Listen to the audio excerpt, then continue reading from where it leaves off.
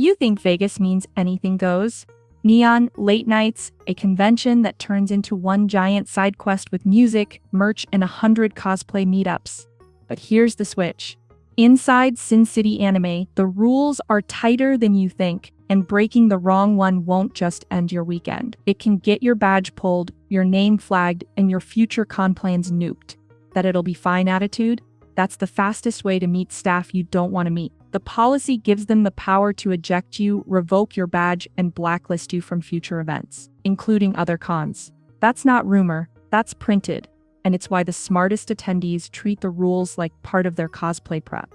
Before we get spicy, remember the setup. Sin City Anime 2025 is at the Orleans Nove 2123. Badge pickup requires government ID starting day 0. Thursday, if you're under 16, you're with a guardian at all times. Clark County curfew still applies for under 18s. Translation, the goal isn't how close can I get to the edge, it's how can I have maximum fun without tripping any alarms. Keep that in your back pocket as we break down the 7 rules that quietly end weekends. The Vegas myth that gets people in trouble. Las Vegas sells freedom. Walk through a casino and everything feels looser. Later nights, louder music, and 1,000 distractions trying to rent space in your brain. But a convention is not the Strip, and Sin City Anime draws that line in permanent marker. Inside the footprint, registration halls, panel rooms, vendor floors, photo areas, hotel security, and the safety response team are the final word. Their job is to protect the flow of thousands of people who all think their plan is the plan. If something looks unsafe, if a hallway turns into a bottleneck, if a prop crosses the that seems real line, they don't need a debate to act. They need 3 seconds and a judgment call. That's where first-timers get clipped. The violations that sound minor on paper become major when you multiply them by a crowd, sleeping or loitering in hallways that already feel like airport lines, poor hygiene in tight panel queues, harassment including following people who don't know you or pushing contact they didn't agree to, fighting, even joke sparring with props, public intoxication that shifts from fun to hazard. Any one of those can flip a switch from chill day to badge revoke. Veterans don't gamble with those moments. They plan for panels, photos, raves, and they plan for rules. Because rules are how you get to the good part without meeting security on a first-name basis. Transition. That's the 10,000-foot view. Now for the gut punch most people miss. A hard ban that eliminates an entire cosplay category in one sentence. Rule 1: no tactical outfitting. Yes, your plate carrier counts. Here's the headline nobody expects. Tactical military-style costuming is banned. Not use discretion, not keep it subtle. Ban. If your silhouette reads real-world tactical plate carriers, mullet vests, stacked pouches, soft armor shapes, mag carriers, camo rigs, you're stepping into a no before you cross the hotel carpet. This isn't a moral judgment on your character. It's an optics and safety judgment in a family environment. From across a busy lobby, safety can't parse your intent. They can only parse the signal real or not real. The new rule deletes the gray area. Common slip-ups that get people stopped. Slapping anime patches on a plate carrier and calling it cosplay gear. A carrier is still a carrier. Stripping the vest but keeping tactical chest rigs or mag pouches. If the silhouette screams ready room, it won't pass. Arguing canon at the door. The rule is about crowd optics, not lore accuracy. How to pivot without trashing your build. Swap the carrier for a stylized chest piece, foam or 3D printed armor with exaggerated shapes, vents, or gloss finishes that read futuristic, not real. Convert Molly to decorative greeblies. Replace pouch grids with stitch designs, vinyl panels, or foam tiles that break the tactical outline. Alter silhouette, widen shoulders, sharpen angles, or add cape tabards that disrupt that tactical torso box profile. If safety says no, there's no secret appeal window.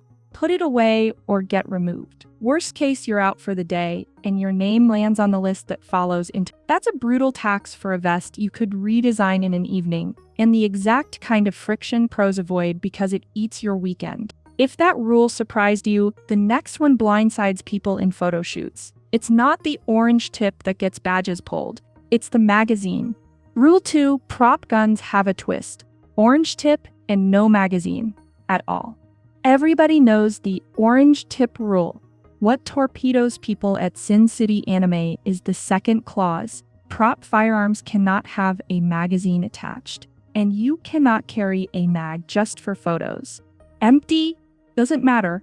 3D printed doesn't matter. If staff suspect you're tampering or just popping it in for the shot, you're flirting with on-the-spot confiscation or a yanked badge. Design your way around the problem.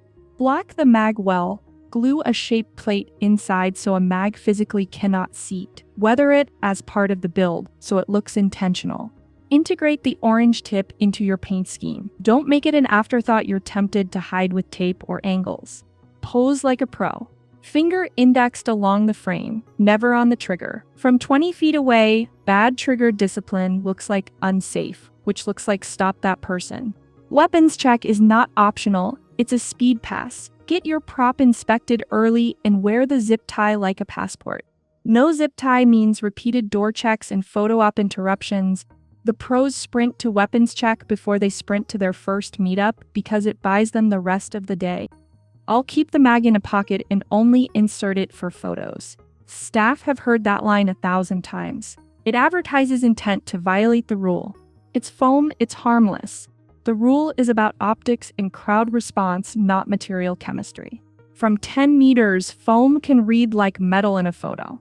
But other cons, different venue, different insurance, different risk tolerance. You're in this environment, adapt and move. Props aren't the only place people get burned. Shopping does it too because some souvenirs can't leave the box until you leave the floor. Rule 3, no metal wood props and what to do when you buy one. This is the vendor hall bait and switch that catches even experienced con goers. The exhibitors will sell beautiful metal or wooden display pieces. You can buy them, you cannot wear or carry them around the convention as part of your fit. The policy is blunt. No solid metal or wooden weapons on the floor. Swords, bats, staves, knuckles, the works. If you purchase one, it must be boxed or sealed and taken out of con space to your room or your car, not to the lobby for a photo. Out. Why this rule is stricter than you think. Crowd density, a rigid object with mass in a tight hallway, turns into a liability faster than your reflexes. Enforcement, a boxed zip-tied standard is simple, enforceable, and visible. A case-by-case standard is not. How to avoid the classic mistakes. Plan storage before you buy. If you drove, the trunk is your best display case. If you didn't, ask the hotel about package hold or bring a compact lockable poster tube for safe transport only, then store it off-floor. Don't unseal just for a quick shot. That 5-minute flex becomes a 15-minute policy conversation and a 30-minute detour to put it away. Communicate with your photographer. Schedule your shiny prop photos after the show-off site, not outside the vendor hall doors. Put the purchase late in your day. Shop first for prints, tees, and plush. Grab the display piece right before you head out. Straight to the car. Straight back to the party with no detours. We've handled the prop side. Next up, in part 2, the adult attire boundary that flips the script. The moment you leave 18-21 spaces, the footwear rule that sounds silly until security enforces it, and the conduct traps that escalate from harmless to blacklist. Rule 4, the adult attire line.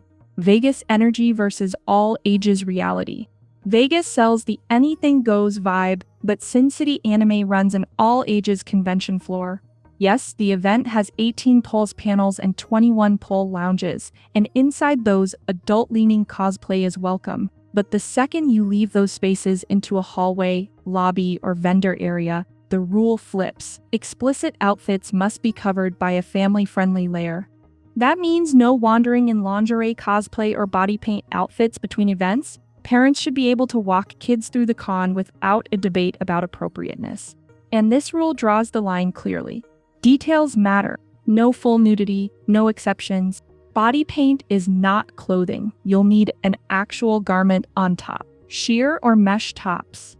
They require an opaque layer that covers like a bikini or bra. Pasties or tape alone don't count. Bottom coverage, swimwear style coverage is fine, but thongs and G-strings are not allowed. The cosplay veterans solve this with a character-matched cover layer, a jacket, cloak, or wrap designed to blend with their costume. It makes transitions seamless. Hoodie on for a hallway dash, hoodie off for a lounge event. No awkward policy talks, no scrambling to improvise coverage, and zero momentum lost. Why the strictness? It's about predictability. Security can't spend 15 minutes per person debating, is this too much? They need a standard that works in seconds. If your outfit falls into the gray zone, expect a quick please cover up or step out. A calm no problem keeps your badge safe. The folks who argue or escalate are the ones who spend the rest of their day filling out paperwork. Rule 5, the footwear rule that gets people escorted out. You wouldn't think shoes could end your weekend, but they can. The Orleans Hotel and Convention Center require footwear at all times. Barefoot shoots, socks-only walks, or minimalist cosplay sandals that fall off easily are all a liability. Security is obligated to remove anyone walking around without proper shoes, and yes, they've done it before. Safety, wet floors, spilled drinks, and heavy crowds mean one bad step could send you to first aid. Insurance venues have strict liability policies. Barefoot attendees are a violation. Rave survival footwear that's fine at noon becomes a nightmare at 1 a.m. when dance floors get slick. If your character is canonically barefoot, build invisible soles. Use thin dance paws, skin tone wraps, or clear sandals that disappear in photos. Pack a backup pair for raves or long walks. Nobody wants a stepped-on toe to ruin a weekend. This rule ties directly into conduct enforcement. If safety has to speak to you twice about unsafe footwear, they're not negotiating a third time. They're escorting you out. Don't let something as small as sandals make you a policy example. Props and footwear are tied together for a reason. They're the two areas that cause the most hallway slowdowns and safety complaints. Make weapons check your first stop. Every prop should be zip-tied. Every attendee should have a pair of shoes that can survive a vendor hall stampede. Think like a stagehand. Everything on your body should be safe to sprint in if a fire alarm goes off. That's the baseline security expects. When people picture getting banned, they imagine an explosive fight. In reality, it's the little things that end your weekend. Sin City Anime's policies give security-wide discretion. They can issue warnings, revoke your badge, and even blacklist you from future events, including partner cons. Here are the minor violations that become major fast. Sleeping or loitering in high-traffic areas. Poor hygiene that turns shared spaces into a problem. Joking fights or horseplay. No one in a hallway knows it's a joke. Public intoxication. If staff say you're too drunk for the space, you are. Illegal activity of any kind. Once safety makes a call, there's no appeals court in the hallway. Their job is to keep thousands of people safe. That's why these rules are simple, blunt, and fast to enforce. 2 mindset shifts that keep your badge safe. Impact intent. It doesn't matter if you meant no harm. If your joke, prop swing, or stunt makes strangers dodge or flinch, security sees risk, not humor. Consent is gear. Pack it before you leave your room. Ask before touching, photographing, or posing with strangers. Cosplay is not consent isn't just a slogan, it's operational policy. Vegas Vibes has an all-ages con-e recipe for mistakes. If staff say you're too tipsy, too rowdy, or unsafe in footwear, end the debate there. Remember, hotel security works closely with convention staff, and they have the authority to escalate instantly. You do not want that experience. So far, we've covered dress code traps, prop rules, and behaviors that can blacklist you. Next, in part 3, we'll break down how staff enforce badge control, the hidden flyer ban that surprises creators, and a race day routine that keeps security invisible. The hidden flyer ban and why your badge isn't really yours. Creators, influencers, vendors, and street teams, listen up. Sin City Anime has a zero-tolerance policy for unapproved solicitation. That means no handing out flyers, QR codes, or business cards in hallways. No guerrilla sticker campaigns. Want to promote? Do it inside a panel, booth, or approved space. Getting caught canvassing without permission is a fast track to badge removal. Now, let's talk about your badge. Most attendees treat it like a wristband they own after pickup. Wrong. Your badge is Sin City Anime's property. They loan it to you after checking your ID. That's tampering, covering info, or handing your badge to a friend can result in instant revocation. Lose your badge? You get one replacement for $30, and that's only after staff verify your registration against your ID. Abuse the replacement system or make counterfeits, and they'll scrap the policy entirely. Moral of the story: treat your badge like a passport. Don't lend it. Don't customize it in ways that hide key info. Don't lose it. That rectangle around your neck is your ticket to everything fun and the first thing they'll yank if you test their patience. Vegas myths that backfire at the Orlando. Myth done 1, it's Vegas. Anything goes. Reality, the Orleans is a family resort with casino rules layered over convention rules. Staff have the power to eject, revoke badges, and blacklist anyone for violations, harassment, fighting, poor hygiene, illegal activity, or unapproved promotions. Myth Gen 2, tactical cosplay is fine if I make it cute. Nope, no tactical outfitting. A plate carrier with anime patches is still a plate carrier. Myth Gen 3, orange tip, a free to pose with a mag. No mags. No exceptions. Myth Gen 4, hallway naps are harmless. They're explicitly banned, just like unapproved flyers. Myth Gen 5, curfew isn't enforced off the strip. Clark County curfew is enforced, and minors caught wandering alone can derail their entire group's night. Myth Gen 6, parking is a non-issue. The Orleans offers free parking, but space is limited. Plan for extra time if you're not staying at the host hotel. 7 rules that actually get people banned. No tactical outfitting, no plate carriers, chest rigs, or camo gear. Prop guns, bright orange tip, no magazine attached or carried. No metal or wooden weapons on the floor. Box, seal, and store purchases immediately. Adult attire rules, explicit outfits allowed only inside 18-12 or 21 plus spaces, cover up in public. Footwear required in all hotel con spaces, barefoot or socks only, e-removal. Behavior traps, loitering, harassment, joke fights, poor hygiene, intoxication, or illegal activity can get you banned. Badge rules, your badge is con property, 1 replacement max $30, no tampering. Vegas sells freedom, great cons sell clarity. Sin City Anime balances both by drawing bright lines. Dress for your space, design props to scream safe, and move like you're sharing the hallway with families, first-timers, and hotel guests. Treat your badge like a privilege, and your weekend will be nothing but photos, panels, and stories you'll brag about for years. Break the rules, and your 2025 trip might be your last.